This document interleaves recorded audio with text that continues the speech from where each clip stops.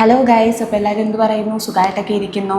അപ്പോൾ നമ്മൾ ഇന്നത്തെ വീഡിയോ എന്ന് പറയുന്നത് one of the most requested video ആണ് കേട്ടോ. ഞാൻ റീസെൻ്റ്ലി പോസ്റ്റ് ചെയ്തിട്ടുള്ള എൻ്റെ എല്ലാ വീഡിയോയുടെ കമൻറ്റ് സെക്ഷനിലും നിങ്ങൾക്ക് കാണാൻ പറ്റുന്നൊരു കമൻറ്റാണ് ബ്രില്യൻ പാലയെ പറ്റി കണക്ട് ചെയ്തിട്ടുള്ള ഓരോ ക്വസ്റ്റ്യൻസ്. അപ്പോൾ നമ്മൾ ഇന്ന് ബ്രില്യൻ പാലയെ പറ്റി എനിക്കറിയാവുന്ന കാര്യങ്ങളെല്ലാം ഷെയർ ചെയ്യാൻ വേണ്ടിയിട്ട് പോവുകയാണ്. അപ്പോൾ എൻ്റെ പേര് ശില്പ. ഞാൻ ശ്രീനാരായണ മെഡിക്കൽ കോളേജിൽ ഒരു ഫൈനൽ ഇയർ MBBS സ്റ്റുഡൻ്റ് ആണ് കേട്ടോ.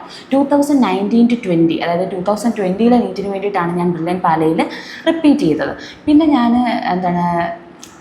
ആ ഒരു റിപ്പീറ്റിൽ എൻ്റെ സ്കോർ അത്ര നല്ലതായിരുന്നില്ല. അതായത് ഒരു കോഴ്സ് കിട്ടാൻ വേണ്ടിയിട്ടുള്ളൊരു സ്കോർ ഉണ്ടായിരുന്നില്ല, അതായത് MBBS കിട്ടാനുള്ളൊരു സ്കോർ ഉണ്ടായിരുന്നില്ല. അങ്ങനെ ഞാൻ റിപ്പീറ്റ് ചെയ്തപ്പോഴത്തേക്കും പ്യുവറായിട്ട് റിപ്പീറ്റ് ചെയ്യല്ല ഉണ്ടായിരുന്നേ. ഞാൻ BSc കെമിസ്ട്രി എന്ന് പറഞ്ഞൊരു കോഴ്സിനെ ജോയിൻ ചെയ്തിട്ട് അതിൻ്റെ കൂടെ പഠിച്ചു. അപ്പോൾ എനിക്ക് ഇവിടെ കിട്ടി. അങ്ങനെ ഞാനിവിടെ വന്നു കേട്ടോ. അപ്പോൾ എൻ്റെ ഒരു ഇൻട്രോ തന്നതാണ്. പിന്നെ കുറേ പേര് വിചാരിക്കും ഈ 2020 പഠിച്ച ചേച്ചി എങ്ങനെ ഇപ്പോഴും ഇത്ര ആക്യുറേറ്റ് ആയിട്ട് ബ്രില്യനിലെ കാര്യങ്ങൾ പറയുന്നേ എന്നൊരു ഡൗട്ട് വരാൻ ചാൻസ് ഉണ്ട്. അപ്പോൾ ഞാൻ പറഞ്ഞേക്കാം, എൻ്റെ അനിയത്തി ഇപ്പോൾ ബ്രില്യനിലെ സ്റ്റുഡൻ്റ് ആണ് കേട്ടോ. അപ്പോൾ പല സോഴ്സുകളുണ്ട്. പിന്നെ ബ്രില്യനെ കണക്ട് ചെയ്ത് വീഡിയോസ് ചെയ്യുന്നതുകൊണ്ട് ഞാൻ എപ്പോഴും ഇങ്ങനെ റിസർച്ച് ചെയ്തുകൊണ്ടിരിക്കുന്നുമുണ്ട് കേട്ടോ. അപ്പോൾ ആദ്യമായിട്ട് കാണുന്നവരുണ്ടെങ്കിൽ ഒരു ഡൗട്ട് വരാതിരിക്കാൻ വേണ്ടിയിട്ട് പറഞ്ഞതാണ്.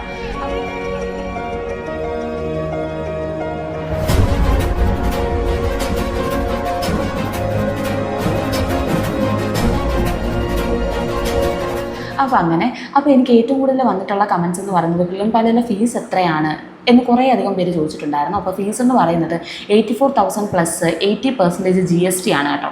ഈ GSTയും കൂടെ വരുമ്പോഴത്തേക്കും നമുക്ക് ഏകദേശം 1,10,000 റുപ്പീസ് വരും കേട്ടോ ഫീസ്. ഈ ഫീസ് എന്ന് പറയുന്നത് ട്യൂഷൻ ഫീസാണ്. അതായത് നമ്മൾ 1 ഇയറിൽ അവിടുത്തെ ക്ലാസ്സിന് വേണ്ടിയിട്ടും അവിടുത്തെ എക്സാംസിന് വേണ്ടിയിട്ടും നമ്മൾ പേ ചെയ്യുന്ന ഫീസാണ് ഈ 1,10,000 എന്ന് പറയുന്നത്. നമുക്ക് അഡീഷണൽ ആയിട്ട് ഹോസ്റ്റൽ ഫീസ് പേ ചെയ്യേണ്ടി വരും. ഹോസ്റ്റൽ ഫീസ് എന്ന് പറയുന്നത് 10,000 പെർ മന്ത് ആയിരിക്കും കേട്ടോ. ഓരോ മാസവും 10,000 രൂപയായിരിക്കും നിങ്ങൾ ഹോസ്റ്റൽ ഫീസായിട്ട് അടയ്ക്കുന്നത്. അപ്പോൾ നമ്മൾ ഇപ്പോൾ ബ്രില്യനിൽ രജിസ്റ്റർ ചെയ്യുന്ന സമയത്ത് ഇപ്പോൾ നിങ്ങൾ കുറച്ച് പേര് രജിസ്റ്റർ ചെയ്തിട്ടുണ്ടാവും, കുറേ പേര് ഇനി രജിസ്റ്റർ ചെയ്യാനുണ്ടാവും. ഇപ്പോൾ രജിസ്റ്റർ ചെയ്യുമ്പോഴത്തേക്കെന്ന് പറയുമ്പോൾ നിങ്ങൾക്ക് 12th റിസൾട്ട് വന്നിട്ടില്ലാത്തത് കൊണ്ട് ഇപ്പോൾ സ്റ്റേറ്റ് സിലബസ് ആണെങ്കിലും CBSE സിലബസ് ആണെങ്കിലും നിങ്ങൾക്ക് മാർക്ക് ആഡ് ചെയ്ത് കൊടുക്കാനായിട്ട് പറ്റത്തില്ല. അപ്പോൾ ഇപ്പോൾ നിങ്ങൾ അപ്ലൈ ചെയ്തേക്കുന്നത് ചിലപ്പോൾ ഇപ്പോൾ രജിസ്റ്റർ ചെയ്യണമെന്നുണ്ടെങ്കിൽ നിങ്ങൾക്ക് 11th ഏകദേശം 92% മാർക്ക് ഫിസിക്സ് കെമിസ്ട്രി ബയോളജിക്ക് ഉണ്ടെങ്കിൽ മാത്രമേ നിങ്ങൾക്ക് ഇപ്പോൾ രജിസ്റ്റർ ചെയ്യാനായിട്ട് പറ്റത്തുള്ളൂ. കാരണം അവർ മാത്രമേ ക്വാളിഫൈഡ് ആയിരിക്കത്തുള്ളൂ. അല്ലെങ്കിൽ നിങ്ങൾ റിസൾട്ട് വന്നതിന് ശേഷം രജിസ്റ്റർ ചെയ്യണം. റിസൾട്ട് വന്നതിന് ശേഷം നിങ്ങൾക്ക് 92% പ്ലസ് മാർക്ക് ഉണ്ടെങ്കിൽ നിങ്ങൾക്ക് ബ്രില്യൻറ്റിലെ സൂപ്പർവൈസ്ഡ് ഹോസ്റ്റൽ കിട്ടും കേട്ടോ. അതേസമയം 97% പ്ലസ് മാർക്ക് ഉണ്ടെങ്കിൽ നിങ്ങൾക്ക് കൺട്രോൾഡ് ഹോസ്റ്റൽ കിട്ടും. അപ്പോൾ എന്താണ് സൂപ്പർവൈസ്ഡ്, എന്താണ് കൺട്രോൾഡ്?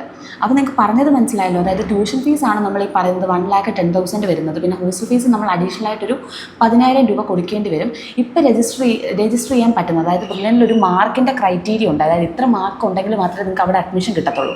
അപ്പോൾ ഇപ്പോഴത്തെ ഒരു ക്രൈറ്റീരിയ എന്ന് പറയുന്നത് നിങ്ങൾക്ക് 12th റിസൾട്ട് വന്നിട്ടില്ലാത്തത് കൊണ്ട് 11th നിങ്ങൾക്ക് ഫിസിക്സ് കെമിസ്ട്രി ബയോളജിക്ക് 92% മാർക്ക് ഉണ്ടെങ്കിൽ മാത്രമേ ബ്രില്യനിൽ ഇപ്പോൾ അഡ്മിഷൻ എടുക്കാനായിട്ട്, അതായത് രജിസ്റ്റർ ചെയ്യാനായിട്ട് പറ്റൂ. പിന്നെ 12th റിസൾട്ടും കൂടെ വന്നു കഴിയുമ്പോൾ നിങ്ങൾക്ക് മൊത്തത്തിൽ 92% മാർക്ക് ഉണ്ടെങ്കിൽ നിങ്ങൾക്ക് സൂപ്പർവൈസ്ഡ് ഹോസ്റ്റൽ കിട്ടും. 97% മുകളിൽ മാർക്ക് ഉണ്ടെങ്കിൽ നിങ്ങൾക്ക് കൺട്രോൾഡ് ഹോസ്റ്റൽ കിട്ടും. അപ്പോൾ എന്താണ് സൂപ്പർവൈസ്ഡ് ഹോസ്റ്റൽ, എന്താണ് കൺട്രോൾഡ് ഹോസ്റ്റൽ? അപ്പോൾ ബ്രില്യൻറ്റിൽ നിങ്ങൾക്ക് ക്ലാസ്സിൽ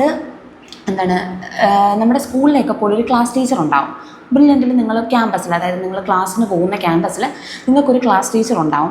ആ ക്ലാസ് ടീച്ചർ എന്ന് പറയുന്നത് നിങ്ങൾക്ക് ഒരു സബ്ജക്റ്റും പഠിപ്പിക്കുന്ന ഒരു ടീച്ചർ ആയിരിക്കത്തില്ല. മോസ്റ്റ്ലി അവർ വേറെ നിങ്ങളെ ഒരു സബ്ജക്റ്റും പഠിപ്പിക്കുന്നവരായിരിക്കത്തില്ല. അവരുടെ റോളെന്ന് പറയുന്നത് ഒരു ക്ലാസ് ടീച്ചറായിട്ടിരിക്കുക, നിങ്ങളുടെ പ്രോഗ്രസ് കാർഡ് അങ്ങനത്തെ കാര്യങ്ങളൊക്കെ ഒന്ന് ഇവാലുവേറ്റ് ചെയ്യുക, നിങ്ങളുടെ മാർക്സ് ഇമ്പ്രൂവ് ചെയ്യുന്നുണ്ടോ കുറയുന്നുണ്ടോ, നിങ്ങൾക്ക് എന്തെങ്കിലും സപ്പോർട്ട് വേണോ, നിങ്ങളുടെ കാര്യങ്ങളൊക്കെ പരിഹരിക്കുക. അതാണ് അവരുടെ ഒരു മെയിനായിട്ടുള്ള ഡ്യൂട്ടി എന്ന് പറയുന്നത്.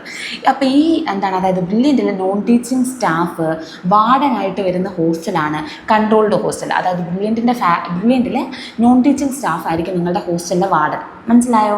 അപ്പോൾ അങ്ങനെ വാർഡനായിട്ട് വരുന്ന ഹോസ്റ്റലായിരിക്കും കൺട്രോൾഡ് ഹോസ്റ്റൽ എന്ന് പറയുന്നത്. സൂപ്പർവൈസ്ഡ് ഹോസ്റ്റൽ എന്ന് പറയുമ്പോഴത്തേക്കും ഇപ്പോൾ നമ്മൾ ഒരു പ്രൈവറ്റ് ഹോസ്റ്റലൊക്കെ പോലെ, ഇപ്പോൾ എൻ്റെ വീട് ഞാനൊരു ഹോസ്റ്റലാക്കുവാണെങ്കിൽ എൻ്റെ അമ്മയായിരിക്കും അവിടുത്തെ വാർഡൻ, അതുപോലത്തെ.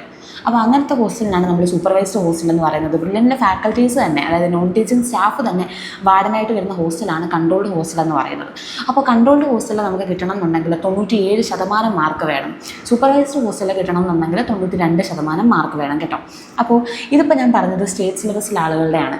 ഇൻ കേസ് നിങ്ങൾ CBSE ആണെന്നുണ്ടെങ്കിൽ നിങ്ങൾക്ക് സൂപ്പർവൈസ്ഡ് കിട്ടാൻ അല്ലെങ്കിൽ ബ്രില്യൻറ്റിൽ അഡ്മിഷൻ കിട്ടാൻ വേണ്ടിയിട്ട് 84% മാർക്കാണ് വേണ്ടുന്നത് കേട്ടോ.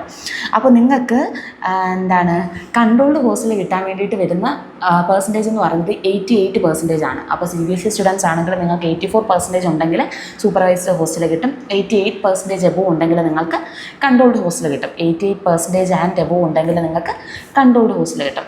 അപ്പോൾ ഇനിയിപ്പം നമുക്ക് പറയാനുള്ളത് സ്കോളർഷിപ്പിൻ്റെ കാര്യങ്ങളാണ്. അപ്പോൾ കുറേ പേര് ചോദിച്ചാൽ അവിടെ സ്കോളർഷിപ്പ് ഉണ്ടോ അങ്ങനത്തെ കാര്യങ്ങൾ ചോദിച്ചിട്ടുണ്ടായിരുന്നു. അവിടെ 2 രീതിയിലുള്ള സ്കോളർഷിപ്പ് ഉണ്ട്. ഒന്നെന്ന് പറയുന്നത് ഫൈനാൻഷ്യലി ബാക്ക്വേർഡ് ആയിട്ടുള്ള കൊച്ചുങ്ങൾക്കുള്ള സ്കോളർഷിപ്പ്. രണ്ടാമത്തേതെന്ന് പറയുന്നത് നിങ്ങളുടെ ഫിസിക്സ് കെമിസ്ട്രി മാർക്കിൽ ഉള്ള ആ ഒരു ഇതുകൊണ്ട് കിട്ടുന്ന സ്കോളർഷിപ്പ്.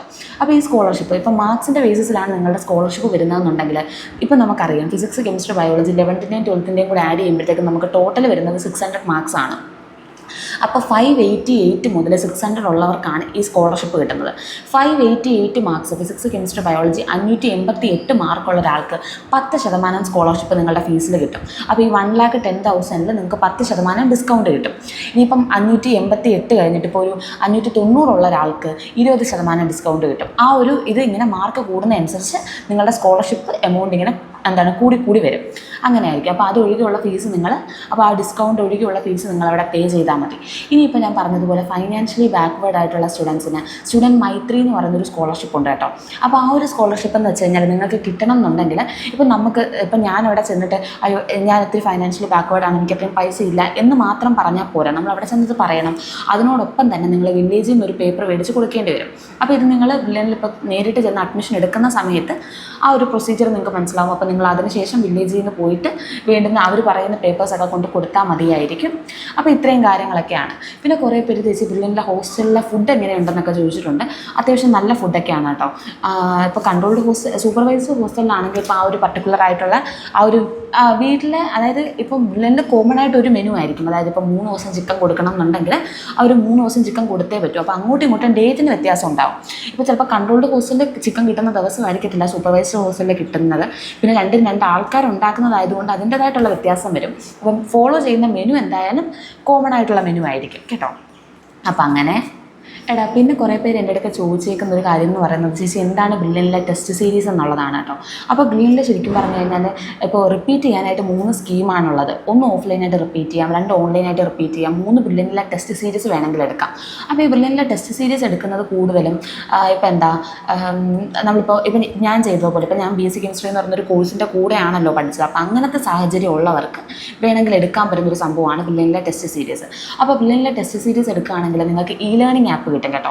ലേണിംഗ് ആപ്പിൽ നിങ്ങൾക്ക് ബ്രില്യൻറ്റിലെ എല്ലാ ക്ലാസ്സസിൻ്റെയും വീഡിയോസ് അതായത് ഫിസിക്സ് കെമിസ്ട്രി ബയോളജി വീഡിയോസ് എല്ലാം അവൈലബിൾ ആയിരിക്കും. അതുപോലെ തന്നെ നിങ്ങൾക്ക് എല്ലാ മൺഡേയും നടക്കുന്ന എക്സാംസ് എഴുതാൻ പറ്റും. അതുപോലെ തന്നെ നിങ്ങൾക്ക് സ്റ്റഡി മെറ്റീരിയൽസും കിട്ടും. അപ്പോൾ ഇത്രയും കൂടെ ആണെങ്കിൽ നിങ്ങളുടെ റേറ്റ് വരുന്നത് ഏകദേശം 10,000 rupees ആണ് കേട്ടോ.